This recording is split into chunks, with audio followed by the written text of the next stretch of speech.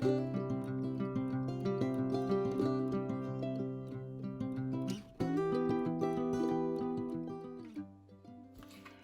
peeps, welcome to the Crafty Witch UK. My name's Arietta and today I've got a finish for you. So this is the canvas that I've been working on for the Phoenix Fantasy event. I will pop a link to the original unboxing up in the eye for you. And this was Wildlife by Maria Abagnale from Treasure Studios Arts. I have looked and they don't appear to have this canvas anymore.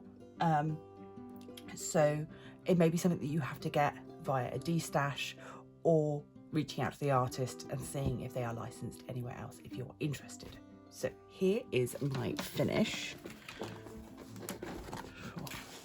Bring this into frame.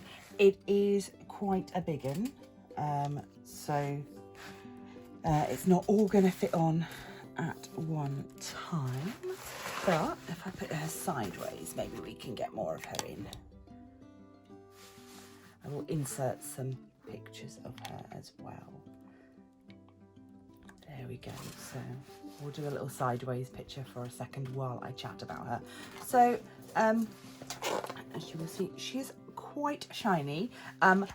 This has been sealed though, because I did have a big problem with popping drills, and in fact even after I'd sealed it I then found 2 more drills that had escapade, so I have put those back in.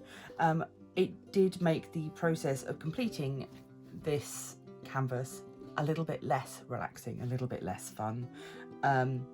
Despite the fact that I love the image, the process was just a little tedious in places because I had to keep going back over areas that I had already done. And in the end, I did seal as I went. So as I completed a section, I began sealing it. I'll just bring you down so you can have a better look at the canvas. So yeah, you can still, even though it's been sealed in, I don't think I can get you a good angle. I can certainly still feel that there are raised areas, and I just keep pushing them down and they keep popping back up. I assume this is a mixture of factors. The drills were a little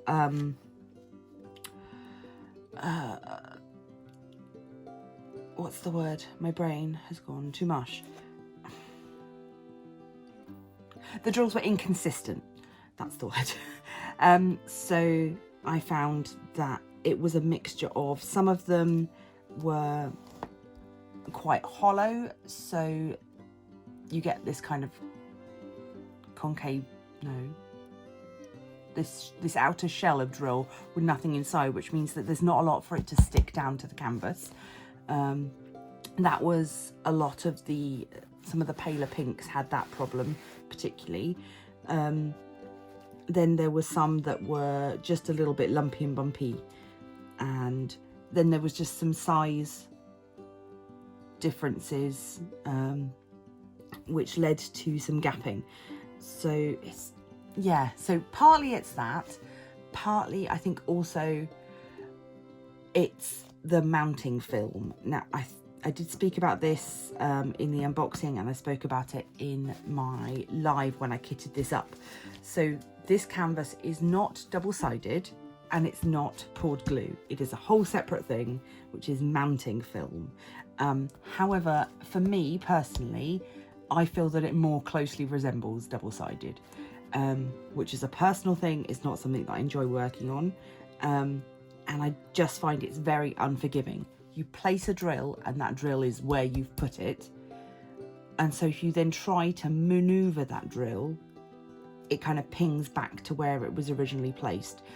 So I found there was a lot of tweezer work involved in doing this canvas, where I was physically picking up the drills back off the canvas and placing them down, single placing very accurately, or as accurately as I could, to limit the amount of sort of pushback that I was getting from the drills against one another, because I think that's what causes the kind of popping to happen as well. So whereas on a poured glue canvas, if your drills are a little bit snug and you put another one in, it just sort of shuffles them all up, and they all sort of make room for one another. On a double-sided canvas, and my experience with this mounting film is that if you put a drill down and try and sort of butt it up to the next one, it just, they just pop. So you just have to be very accurate, and perhaps that's just not my style of diamond painting, I guess. So yeah, I am not unhappy with the finished painting. I just did not enjoy the process, and if I hadn't sealed it, I don't think it would have lasted very long on the wall, because there were just too many that seemed to be loosey-goosey.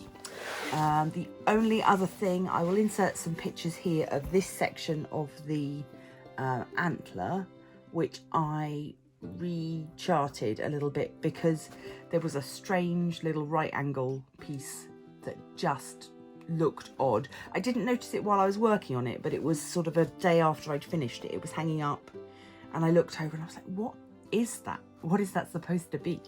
So I went back and looked at the original artwork, picked a couple of drills off to make sure I'd actually placed the right drills in the right place, and then made the executive decision that I was just gonna change it a little bit, so that for me, I'm happier.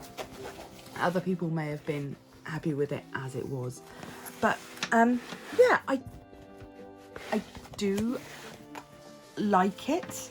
I love the artwork particularly, and I would definitely be interested in seeing Maria's artwork taken on by other companies, to see how that would be, particularly if it was, you know, somewhere that hand charted. I think that would be really interesting. The colours are a little bit more saturated than in the original artwork, but I don't mind that. And I think if it had been hand charted, perhaps these butterflies would have come out a little bit clearer. They look fine from a distance. This one's not bad at all, but yeah, this one in particular on the shoulder, the background colour and the colour for the butterfly, they're just a little bit too similar. And I think if that had been hand charted, that would be something that somebody would pull out specifically. But I do like it. I'm glad that I've done it. I very much enjoyed doing the Phoenix Fantasy event.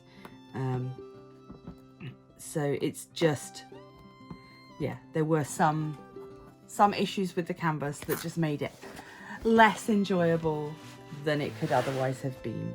It felt like work at times, and I don't think that that's what anybody wants from their diamond paintings.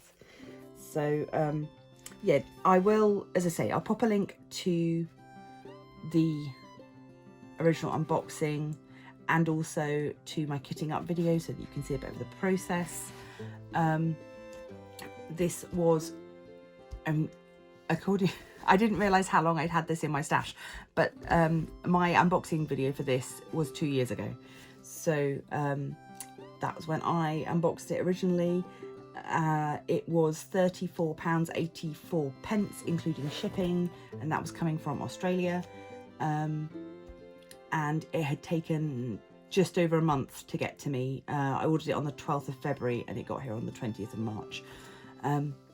So there are, you know, there's lots of good things, and obviously this is a canvas that they no longer sell. It's from 2 years ago. It doesn't necessarily reflect what your experience of Treasure Studio Arts is going to be if you purchase from them today. I would love to hear down in the comments if anybody has purchased more recently. Are they still using the mounting film? What was your experience with their drill quality? I would love to know, so that yeah, just so that everybody could get sort of a more up-to-date experience of the company.